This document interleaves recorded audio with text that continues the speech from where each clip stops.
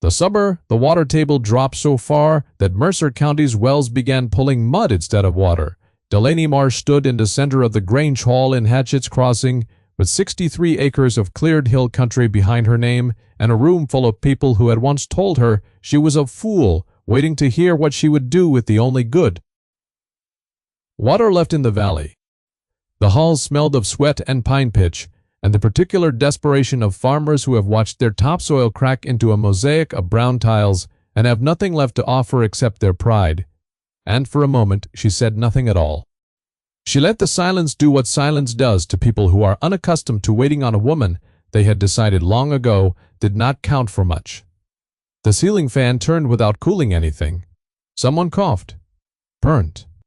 Harlan Price, who sat at the table nearest the door, with his consortium's papers folded in his breast pocket, smiled the smile of a man who has already counted money he does not yet have. Delaney looked at the room and at Harlan Price, and then passed both of them toward the ridge she could see through the hall's high, dirty window. And what she thought in that moment was not about triumph. She thought about what old Vasil Petrescu had told her the winter before, standing in her east field, with his breath making small clouds and his boots sinking into the frost. He had said that the land keeps a ledger no man can audit, and only collects when it is ready. She had thought it was poetry then. She did not think it was poetry now. But the accounting had begun. As it always does, much earlier than the morning, the room held its breath for her answer. That accounting began on a Tuesday in late February, 16 months before the Grange Hall reckoning, when Delaney Marsh drove a truck with a cracked windshield down the 2-lane into Hatchett's Crossing for the first time, with everything she owned in the bed, and $1,100 and some change in a bank envelope in the glove box. She was 34 years old. She had spent 12 of those years managing a landscaping crew in the city, and before that she had grown up on her grandmother's place in the hill country 2 counties east, and those two facts together were more education than they appeared to be, though Hatchett's Crossing was not a place that looked closely at what a person knew. It was a place that looked at what a person had, and what Delaney Marsh had was a bill of sale for 63 acres of hillside land, so overgrown with briar cane and wild, multiflora rose and aggressive sumac that the county assessor had listed it as Category 4 encumbered, which was a polite way of saying the land had eaten itself and no bank in the region would extend a conventional mortgage against it. The previous owners, a family named Galt, had walked off it in the early years of the decade, and the county had held it for back taxes until a community bank in Hatchett's Crossing took possession through a quiet, legal arrangement that gave them a property they could not sell and did not want. Delaney had found the listing in a database of distressed rural parcels, and she had driven out to look at it alone on a January Saturday, and stood at the fence line watching the briar cane move in the wind like a slow brown sea, and she had made an arithmetic in her head the way her grandmother had taught her to make one. Not what the land was. What the land could become.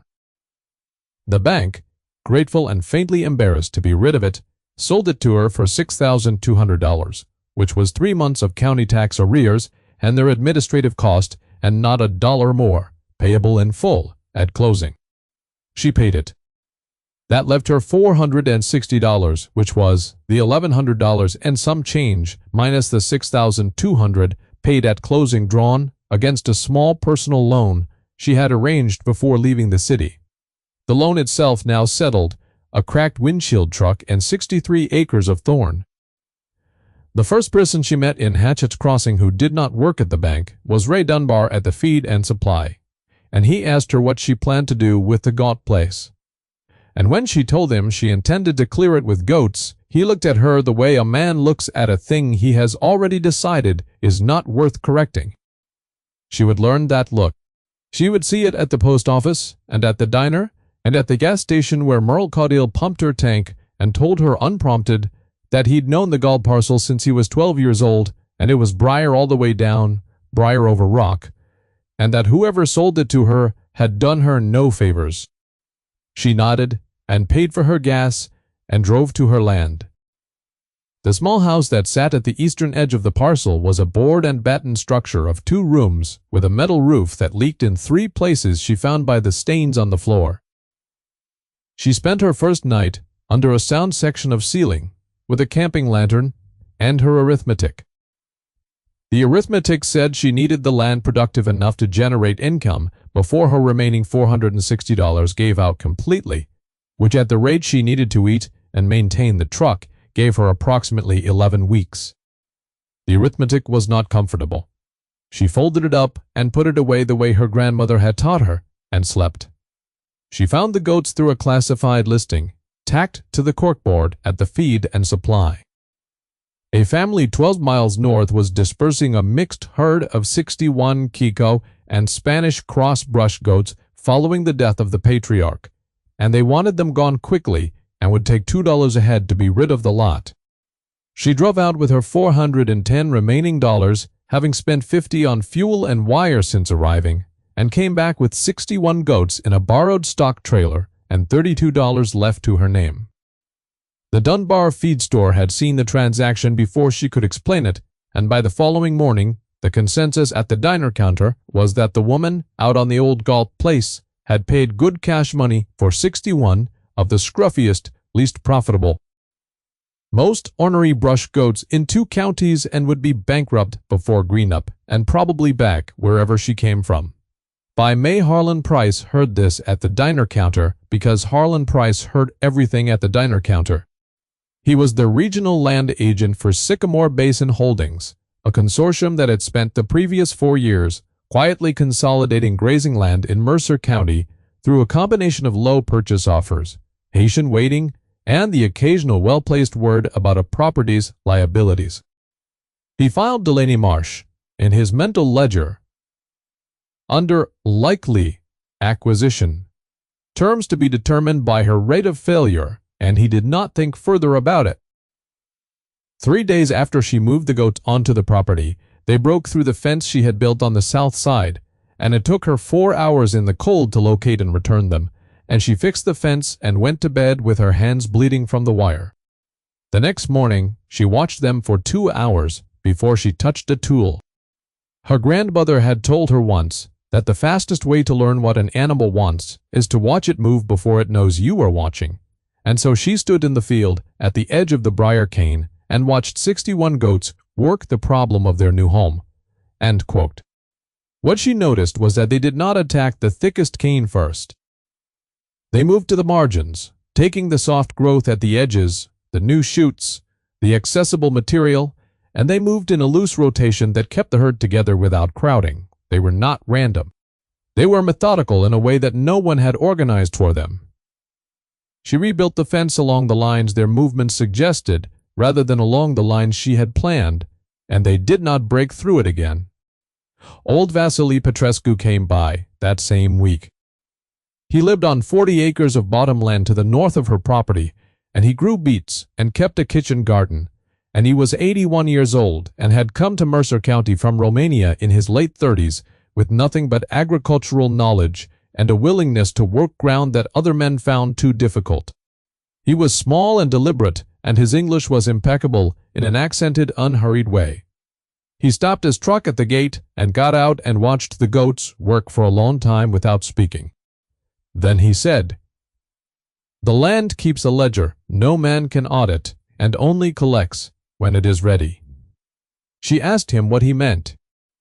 He said that the briar cane on the Gall place had been building its own account for 20 years, putting roots down past the point most people knew roots went, and that underneath it, the land still remembered being good land, and that what her goats were doing was not clearing but reading, finding the places where the land was ready to give something back.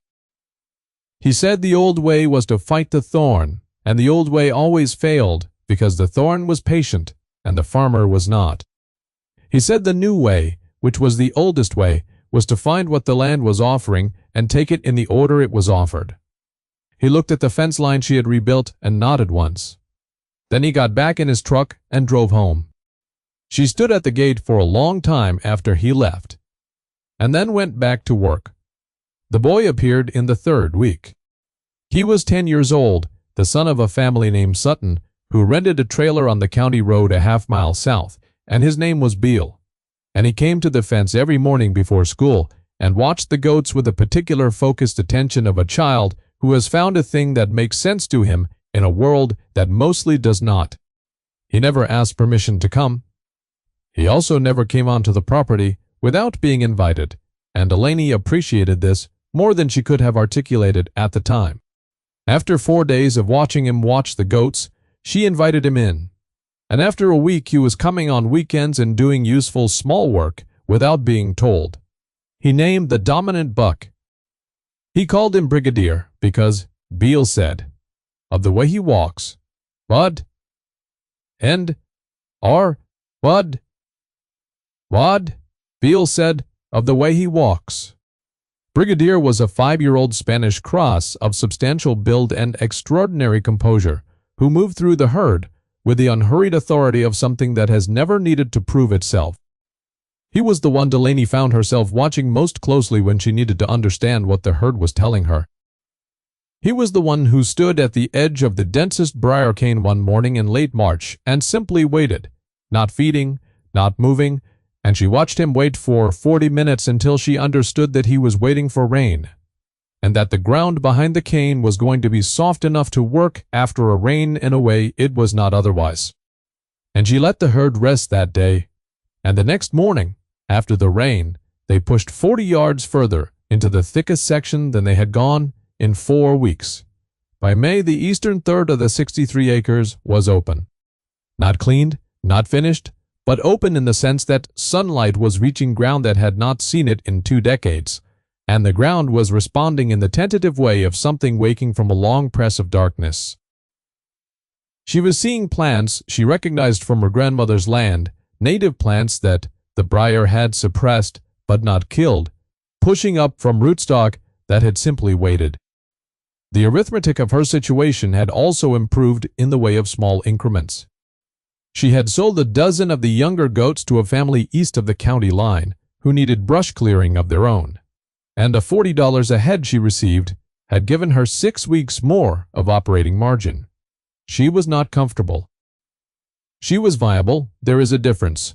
She documented this in a notebook, the same notebook where she kept her field observations, and she permitted herself no more celebration than the notation of the facts. It was in the first week of June, when the herd had pushed into the center of the parcel, that she found the Cellar house. Brigadier stopped at the edge of a dense sumac thicket and would not go into it, and would not allow the herd to go into it, which was the first signal. The second was the way the ground resonated differently under her boot in a section roughly 10 feet by 14 feet in dimension.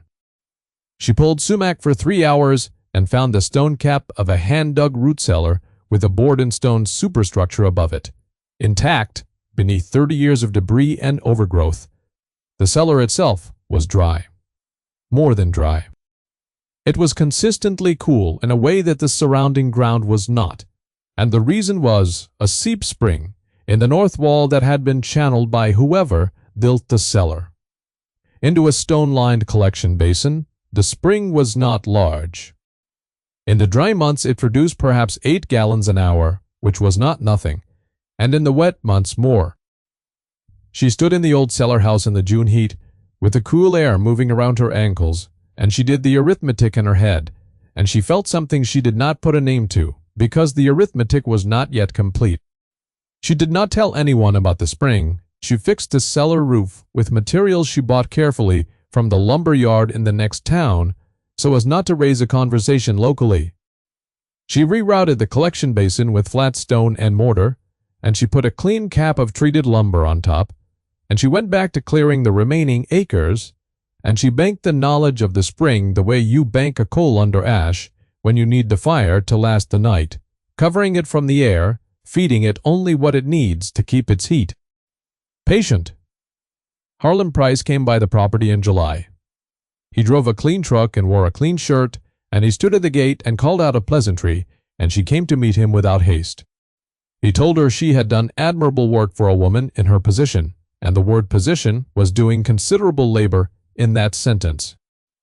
He told her that Sycamore Basin Holdings was interested in the parcel as a matter of regional land management, and that they were prepared to offer her $14,000 for it, which was more than twice what she paid. And a fair return, he said, for 5 months of work. She said she was not interested. He said he understood, and that the offer would remain open, and that country like this had a way of wearing people down, and he said it kindly, which was almost worse than if he had said it cruelly. She thanked him for stopping, and he left, and she went back to work. She told Beale about the visit that Saturday, and Beale said, without looking up from the fence post he was steadying, that the man in the clean truck came by the Sutton trailer too sometimes, and that his mother said he was the kind of friendly that wants something. Delaney said that was an accurate description. The drought arrived in August, with the suddenness the style of the season permits, which is to say, it had been arriving for weeks, and no one acknowledged it until the day it was simply there, fully installed, the sky a pale, hammered white, and the air moving against exposed skin like the open door of a kiln.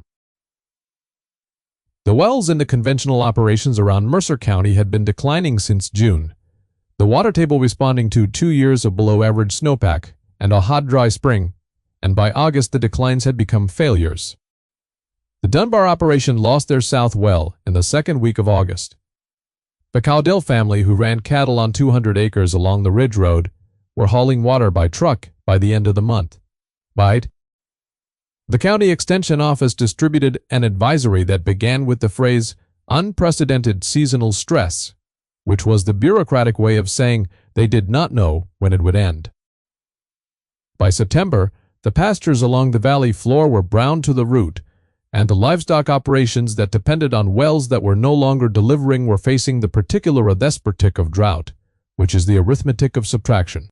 Every day a cow or a sheep or a herd of conventional animals needs water. The owner does not have. The owner's account for the land draws down. The land's ledger, as Vasily had said, collects when it is ready. Delaney's goats needed less water per unit than cattle or conventional sheep, which was one advantage. The cleared hill land she had opened, with its returning native vegetation, was holding moisture better than the compacted valley floor pastures, which was another.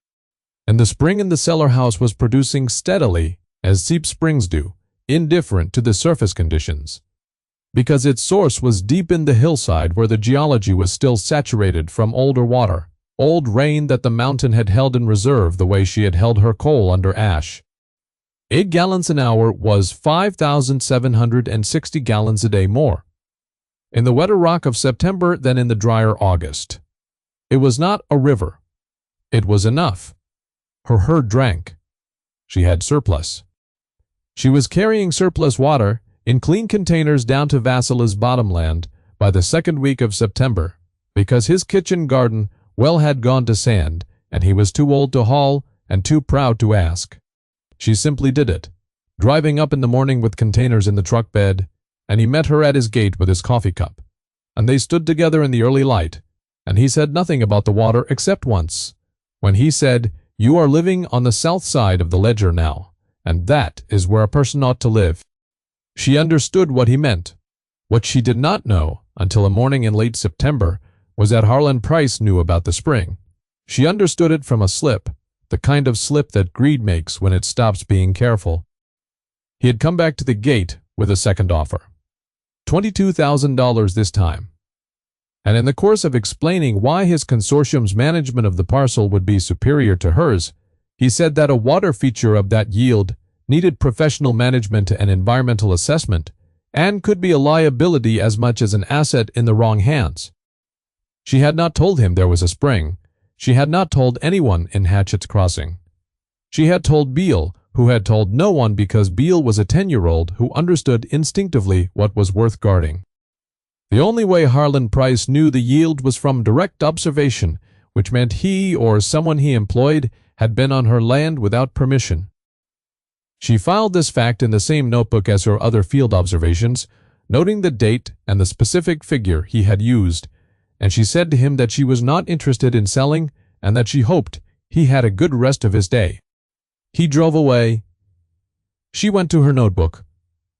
And she did new arithmetic. The outside validation arrived in October in the form of a woman named Colleen Barita, who operated a farmstead creamery 3 counties away, and had heard through the Agricultural Extension Network that there was a Kiko-Spanish crossherd in Mercer County doing well in drought conditions. She drove out to look and spent 2 hours walking the cleared acreage and inspecting the herd. And she told Delaney that the brush-cleared pasture, with its returning native species, was producing animals with a flavor profile she had not encountered in this region, and that she would pay a contract price of $2.80 per pound live weight for breeding does, and that she would want a standing arrangement. Delaney did the arithmetic while Colleen was still standing in the field. At her current herd size and projected kidding rate, a contract with Colleen Barreda was worth approximately $22,000 in the first year. She agreed to the arrangement. They shook hands. Colleen Barreda drove away and Delaney stood in the field that had been Briar cane in February and let herself be quiet for a long time without filling the quiet with anything. Then she went back to work. The Grange Hall meeting was called in the second week of October by the County Agricultural Committee, which was a formal way of saying that the farmers of Hatchett's Crossing had run out of informal solutions and needed to be in the same room with their desperation acknowledged out loud. Harlan Price had requested a place on the agenda. He sat at a side table in a clean shirt with his consortium's papers, and he was prepared to offer the community a water management plan, which meant he was prepared to offer Sycamore Basin Holdings the authority to develop and control the spring on the Galt parcel, which would allow him to sell water back to the operations that needed it at a rate his lawyers had calibrated to extract the maximum the market would bear from people who were already suffering. This was the shape of the plan. It was dressed in language about regional resilience and sustainable resource management. Delaney had understood the shape of it for 2 weeks before the meeting, from conversations Vasile had relayed, and from the fact that 3 different members of the county committee had stopped by her gate in the preceding week, with a combination of official friendliness and poorly concealed anxiety. She sat in the second row of the Grange Hall that evening and waited. Harlan Price presented his plan with a warmth that was a tool, and the room listened with the specific quality of attention that people give to a man with money when they are frightened. He spoke about the spring on the Galt parcel, which he referred to as a regional resource that required organized management, and he proposed that Sycamore Basin Holdings enter into a management agreement with the county that would give the consortium operational control of the water access in exchange for guaranteed delivery at rates to be negotiated. The rates were not specified in the proposal. This was not an accident, and when he finished, a man named Dunbar from the feed store asked who would set the rates, and Harlan said the market, and the room got very quiet in the way rooms get quiet when people are doing arithmetic and not liking the result. Then Marvin Codill stood up. He was a large man with a sun-damaged face, and he had been one of the loudest voices at the diner counter the previous February on the subject of a woman alone buying worthless Briar ground with worthless brush goats, and he had lost 212 cattle since August, which was the arithmetic of drought applied to 20 years of pride. And he stood with his hat in his hands, and he looked at Delaney Marsh, and said that he had been a fool, and that he was sorry for it, and that he was asking her plain as a neighbor what she intended to do. The room shifted the way rooms shift when a large man removes his hat. It was not a dramatic thing. It was quiet, like the first half-inch of water after a dry month. Delaney stood up. She had the notebook in her coat pocket, and she did not need it. She said that the spring on her parcel was her property, and that she had not authorized any consortium to speak about it or plan around it, and that she would like to know how Harlan Price had obtained specific information about its yield, given that she had not provided that information to him or to anyone in this room. She said the figure he had used in his second offer to her in September, which was the same figure he had used in his presentation tonight. The room looked at Harlan Price. He said that information about the spring was part of his firm's regional assessment process, and that it was standard practice. She said that the standard practice of walking a person's land without permission had a name in Mercer County, and it was not standard practice, and she would like him to address that before the committee decided whether his firm's management of any community resource was desirable. Harlan Price's warmth, which was a tool, broke against this the way tools do when applied to a surface they were not built for. He said that her characterization was unfair, and that she was impeding a community solution, and his voice carried a heat that had not been there when he was winning. The room felt the difference. 2 committee members looked at their table. Merle Caudill, in the 3rd row, turned away from Harlan and toward Delaney and waited. She said, "Here is what I propose." She said that beginning the following Monday, she would make the spring water on the Gaunt parcel available to any working livestock operation in the valley, at no charge for the water itself, and that any family who wanted to haul it could do so on a scheduled rotation, and that the only thing she asked in exchange was labor. Specifically 1 day of fence work or field work from each operation that drew on the supply so that the land could continue to support what it was offering. She said that Vasil Petrescu had told her the land keeps a ledger no man can audit, and that she intended to keep hers in the open, where everyone could see the entries. She said she had 63 acres, and a herd, and a spring, and that none of it was doing her any good if her neighbor's animals died of thirst around her, and that she had done the arithmetic, and the arithmetic said the same thing any half-decent neighbor would say if they sat with it long enough. The silence that followed lasted approximately 4 seconds, which is a long time when 60 people are waiting. Then Marvin Caudill put his hat on the seat beside him and started to clap, which is the slowest and most serious kind of applause, the kind that means a person is thinking as they do it, and others joined, and the room turned in a way that rooms turn when a true thing has been said, and people recognize it, and do not want to be on the wrong side of it. Harlan Price gathered his papers. He said something about the committee's lack of vision, which no one received well, and he walked out, and the sound of his truck on the gravel lot was the last anyone in Hatchett's Crossing heard of Sycamore Basin Holdings' interest in the valley. Because what Sycamore Basin Holdings required to operate was a community's desperation, and what Delaney had removed from the room was not hope exactly, but something more durable than hope, which was a fair arrangement which made desperation optional. The rains came in November. They came in the long, soaking way of a season, remembering its obligations, not dramatic but persistent. 3 days, and then a dry week, and then 5 days. And the water table began its slow recovery, and by December the shallowest of the failed wells were pulling clean water again, and by January, most of the valley's operations were no longer on Delaney's supply schedule. She had kept the schedule and honored it through the full drought period. And every family that had come to draw water had come also with a day of labor, and the fence lines on her property were the best in the county. And the cleared acreage had been seeded in October with the native grass mixes that Vasil had recommended. And slow to establish, but right for the ground in a way that the conventional pasture grasses were not. Vasil came by on a morning in the 2nd week of January. The ground was cold, and the sky was the pale gray of a sky that intends to snow but has not decided yet. He stood at her east fence and looked at the 63 acres and said that the land had collected its payment and been satisfied. She asked him what the land had paid her in return. He was quiet for a moment, and then he said that the land paid in kind, that what you put in that was real it gave back real, that what you put in that was patient it gave back in time, and that what you held open rather than closed it returned with company.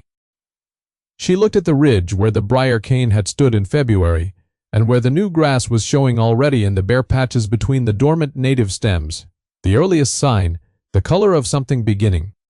She said she thought he was right, he said he was always right, and that this was a burden he had carried for 81 years, and that she should feel free not to commiserate. She laughed, which was the first time in the story of that land that genuine laughter had been recorded on it, and it rose up through the cold air and went somewhere useful. The arrangement with Colleen Burrito's Creamery produced, in its first full year, $22,400 against a land basis of $6,200 and operating costs of roughly $9,000, leaving Delaney a net of just over $7,000 that she put against improvements to the Cellar house structure and the purchase of 40 additional acres adjoining to the north, which the county had been holding and which she acquired for 11 cents on the assessed value. because it was also Category 4 encumbered, and the county had learned from watching the Galt parcel that she was the best available buyer. The new acreage had its own Briar problem. She looked at it the way her grandmother had taught her to look at a difficult arithmetic, not as the problem it was, but as the account it might become. And she walked the fence line with Brigadier moving ahead of her, at his unhurried pace, reading the ground the way he read all ground, and she followed where he went, and the work began again. Beale Sutton came that spring morning as he always came, without announcement and without lateness, and he went directly to the herd and did account the way she had taught him, and reported to her that Brigadier's herd had produced 38 kids over the winter, which was 4 more than she had projected, and that 2 of them were of a size and conformation that Colleen Berida would call exceptional. He said this with the careful precision of a person who has learned that numbers matter, and that saying them right is a form of respect for what they represent. She agreed that the count was good, and she gave him the corner post to set on the new north fence, and they worked through the morning, while the goats moved into the new acreage with the patient, circling, unhurried method they had always used, reading what the land was offering, taking it in the order it was offered. The land keeps a ledger no man can audit, and only collects when it is ready. She had learned by now that the second part of this was the part that mattered.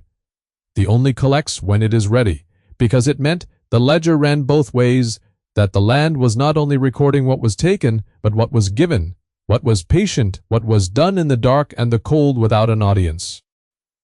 What was held open when it would have been easier to close. 63 acres of briar and thorn had been offered to her because no one else saw what it was, and what it was a place that had been keeping its account in secret for 20 years, waiting for someone with the arithmetic to read it.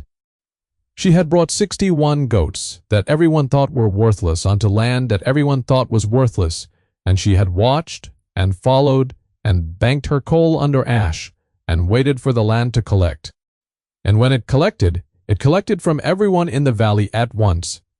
And she had been the only one ready, because she had been the only one paying attention.